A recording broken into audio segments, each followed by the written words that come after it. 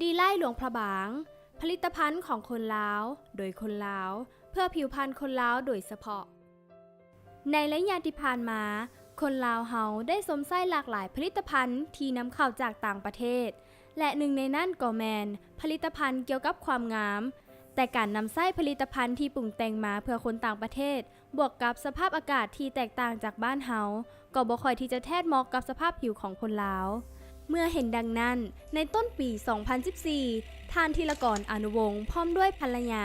ท่านนางสุขสวรรค์ อนุวงศ์จึงได้เบิ่งเห็นโอกาสทางด้านธุรกิจของผลิตภัณฑ์สินค้าเกี่ยวกับความงามและได้ลงทุนศึกษาค้นคว้าหาโรงงานผลิตวัตถุดิบเพื่อมาวิจัยและพัฒนาสูตรให้แพทย์เหมาะกับผิวพรรณของคนลาวหลายที่สุดก็ให้เกิดเป็นผลิตภัณฑ์ดีไล่หลวงพระบางโดยมีผลิตภัณฑ์2อย่างทำอิฐนั่นก็คือดีไล่มิราโคเรเดียนเซรั่มและดีไลท์โกลเด้นมาสก์ซึ่งได้วางจำหน่ายในเดือนกันยาปี 2014 เป็นต้นมาโดยช่องทางการขายหลักแม่นช่องทางออนไลน์ภายใต้การบริหารของบริษัทอนุวงศ์ขาออกขาเข้าจำกัดผู้เดียว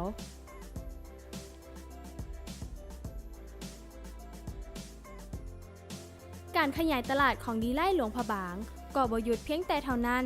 ยังมีการเพิ่มตัวแทนจำหน่ายในเมืองสำคัญต่างๆทั่วประเทศ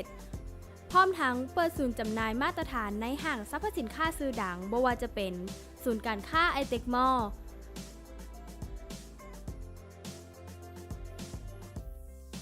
และศูนย์การค้าเวียงจันทน์เซ็นเตอร์ในต้นปี 2016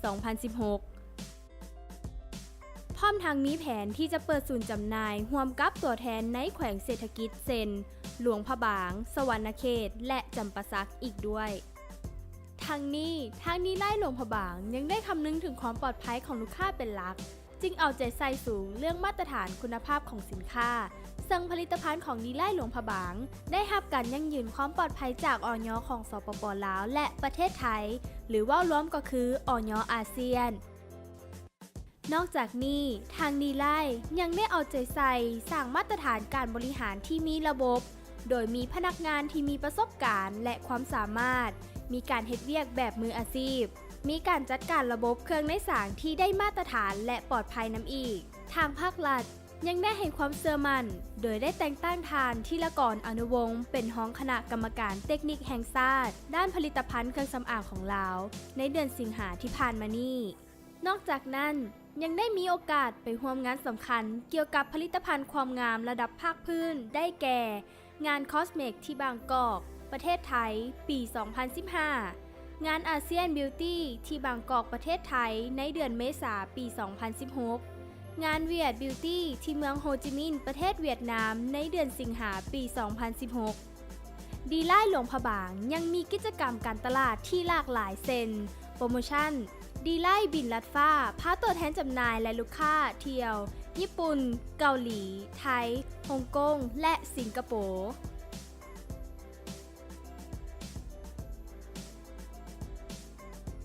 กิจกรรมพบปะลูกค้าที่ตลาดหลายๆแห่งรวมทั้งมีส่วนร่วมในงานเวียงจันทน์เอ็กซ์โป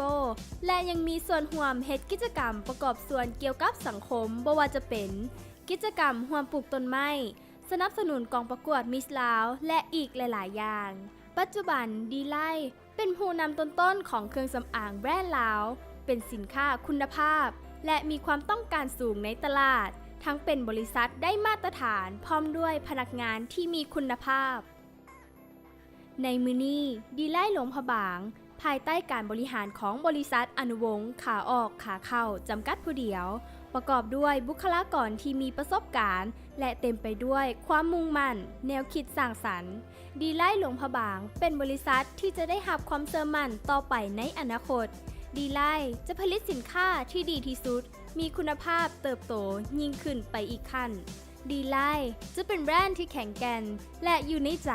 เคียงคู่ไปกับชีวิตของคนรุ่นใหม่จากทศวรรษสู่ศตวรรษเพราะพวกเขาดีไล่หลวงพระบางภายใต้การบริหารของบริษัทอนุวงศ์ขาออกขาเข้าจำกัดผู้เดียวจะก้าวไปอย่างบ่หยุดยั้ง